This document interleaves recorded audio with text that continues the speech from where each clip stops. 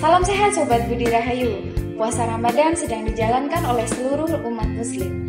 Lalu bagaimanakah jika terserang penyakit dan harus minum obat namun tetap ingin menjalankan puasa? Bersama saya Resti dan Ibu Indri selaku apoteker di Rumah Sakit Budi Rahayu. Apa kabar Ibu? Baik Ibu, Sobat Budi Rahayu yang sedang menjalankan puasa tetapi harus minum obat karena penyakit, ingin mengetahui seputar minum obat saat puasa ya Ibu. Nah, ini di sini ya Bu, bagaimana menyiasati waktu minum obat yang aturannya mungkin di sini 1 kali sehari, 2 kali sehari, 3 kali sehari atau 4 kali sehari agar tidak mengganggu puasanya. Ya, terima kasih. Untuk puasa kali ini biasanya kan kita bisa minum obat itu kan kalau sebelum puasa 24 jam. Tapi karena adanya puasa kita bisa hanya mempunyai waktu sekitar 10 sampai 11 jam. Seperti itu. Jadi kita harus mensiasati itu dengan misalnya kalau aturan minumnya 1 kali sehari itu bisa diminum pada saat sahur atau berbuka puasa. Begitu juga dengan aturan minum 2 kali sehari itu bisa pada saat sahur dan juga bisa pada saat berbuka puasa.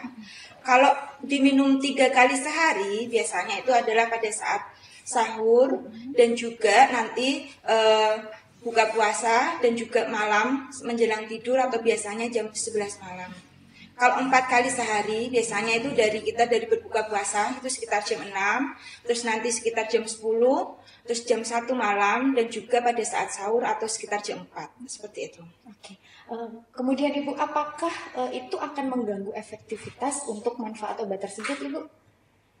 Itu sudah dipertimbangkan bahwa efektivitasnya akan tetap sama dengan kurun waktu yang sama yang sudah ditetapkan, seperti itu.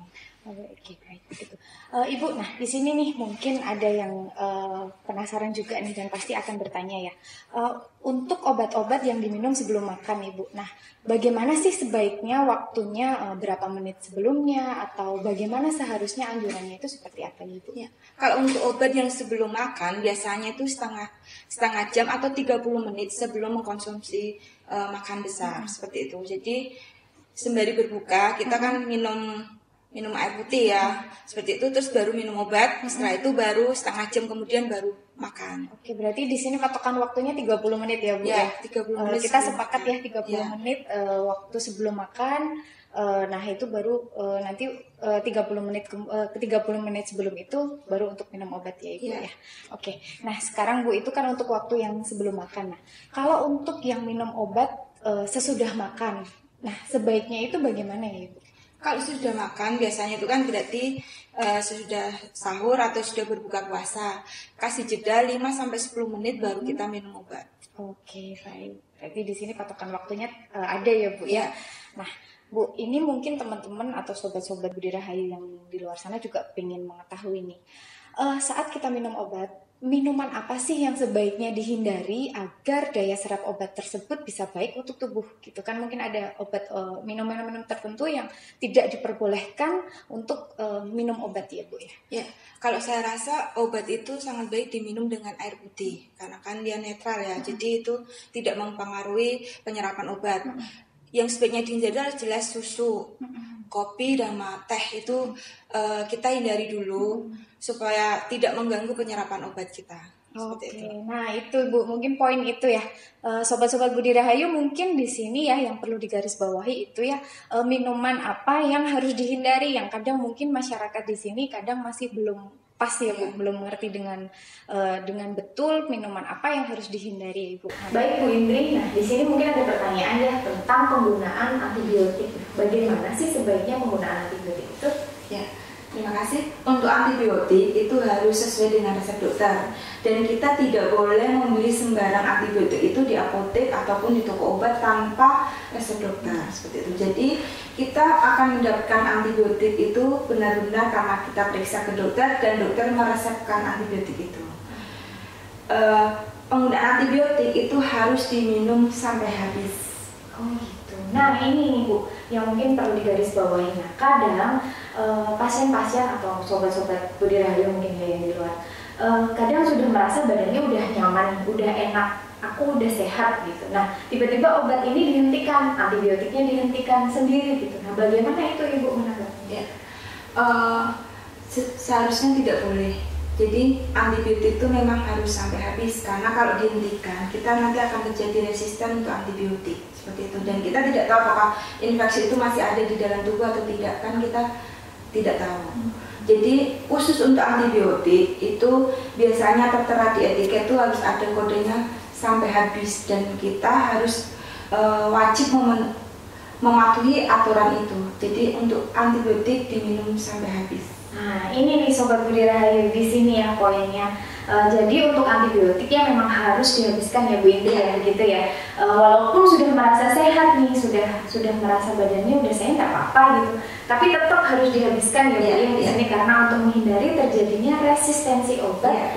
Dan juga kita nggak ngerti kondisi badan kita, infeksi di tubuh kita itu bagaimana gitu ya Bu Indri ya.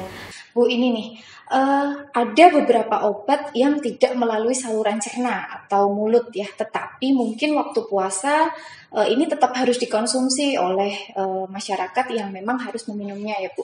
Misal di sini ada obat kumur ataupun obat yang ditaruh di bawah lidah ya Ibu. Nah, bagaimana menyiasatinya? Apakah itu membatalkan puasa atau tidak ya Ibu ya? Ya. Ada obat-obat yang memang itu tidak membatalkan puasa karena kan itu tidak melalui saluran pencernaan. Kalau obat kumur itu tidak membatalkan puasa sejauh itu tidak tertelan ya, maksudnya.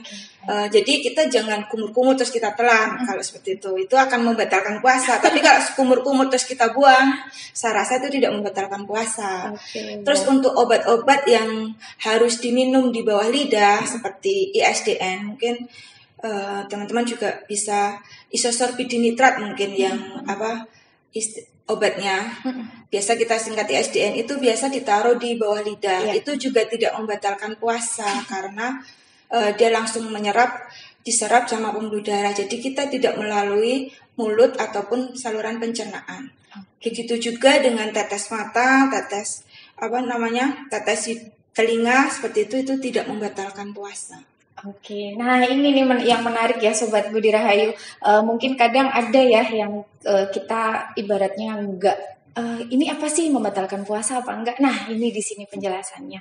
Oke Ibu, selanjutnya Ibu, ini ada pertanyaan lagi ya Bu ya. Mungkin yang obat yang melalui dalam artian di sini obat yang melalui dubur, apakah itu membatalkan puasa Ibu, dan bagaimana cara pemakaian yang benar? Ya, kalau obat melalui dubur kembali lagi berarti kan itu tidak membatalkan puasa. Jadi kalau obat melalui dubur, misalnya kayak suppositoria, itu tergantung sama penyimpanannya. Jadi kalau model suppositoria itu penyimpanannya pun harus di kulkas, supaya nanti kita tidak memasukkannya itu dalam posisi yang bagus bentuknya. Seperti itu. Kalau di ruangan biasa kemungkinan itu akan menjadi lembek, jadi sangat sulit dimasukkan ke dubur. Oke, ya baik. Kalau cara pemakaiannya juga tetap sama ya Bu? Itu sama, tidak mempengaruhi harus berbuka puasa ataupun sebelum buka puasa, seperti itu tidak. Oke, baik. Nah ini yang terakhir ya Bu, apa pesan-pesan untuk masyarakat di luar sana untuk mengenai cara pemberian obat ya, atau minum obat saat puasa itu? Pesan-pesannya apa? Bagaimana ya? Menurut saya, jadi kita tetap bisa melakukan puasa dengan baik dan juga patuhi dan lihat anjuran minum obat sesuai dengan etiket. Seperti itu, seperti yang etiket ada di dalam etiket, misalnya 1 kali 1, 1 kali 2 tablet atau 3 kali sehari, silakan dilihat lagi sesuai yang dianjurkan. Apabila masih belum jelas, silakan Bapak Ibu, teman-teman saudara bisa pergi ke apoteker ataupun ke dokter dan juga fasilitas kesehatan terdekat supaya bisa ditanyakan ataupun ada keluhan-keluhan tentang adanya perubahan cara minum obat bisa ditanyakan di vaskes terdekat. Seperti itu. Baik Bu Indri, untuk pertanyaan selanjutnya ya, ini untuk obat sirup. Obat sirup yang sudah dibuka itu berapa lamakah obat sirup itu penyimpanannya untuk dapat dikonsumsi kembali, dan bagaimanakah cara mengetahui kalau obat itu bisa layak dikonsumsi? Ya. Untuk sirup yang sudah dibuka, yang pertama harus berkaitan dengan penyimpanannya. Jadi kita harus menutup rapat sirup itu, terus juga dijauhkan dari sinar matahari. untuk layak atau tidaknya dikonsumsi, kita ada beberapa hal yang perlu diperhatikan. Yang pertama adalah dari warna. Warna itu adalah apakah ada perubahan, terjadi perubahan warna. Terus juga bau, kita harus lihat baunya apakah seperti pada awal kita beli, seperti awal pada kita buka, dan juga dilihat adanya endapan atau tidak, seperti itu. Jadi ada perubahan-perubahan komponen dalam sirup tersebut. Kalau itu ada perubahan, alangkah baiknya jangan dikonsumsi. Oke. Jadi selain kita lihat tanggal kadaluarsa ya, kan pasti di setiap sirup pasti ada tanggal kadaluarsanya. Kita juga harus memperhatikan itu ya, dari cara penyimpanannya, kemudian kita cek lagi apakah itu ya Bu, tanda-tanda masih layak apa tidak gitu Bu ya. Ya teman-teman, untuk Sobat Budi Rahayu misalkan nanti mendapatkan obat dan mengalami kesulitan di situ untuk penjelasannya, pemberian obatnya bagaimana, paling enggak kita bisa menghubungi Budi Rahayu ya, di Rumah Sakit Budi Rahayu, nanti bisa menghubungi via WA ataupun melalui telepon. Demikian Bu Indri, terima kasih banyak untuk sharing ilmunya, yang pasti ilmu ini akan bermanfaat untuk masyarakat di luar sana ya. Baik Bu Indri, terima kasih untuk waktu dan kesempatannya kali ini, terima kasih untuk sharing ilmunya yang pastinya akan bermanfaat untuk masyarakat luar. Demikian yang dapat kami sampaikan pada kesempatan kali ini. Selamat menjalankan ibadah puasa untuk sobat-sobat Budi Rahayu yang menjalankan. Dan sampai jumpa di lain kesempatan.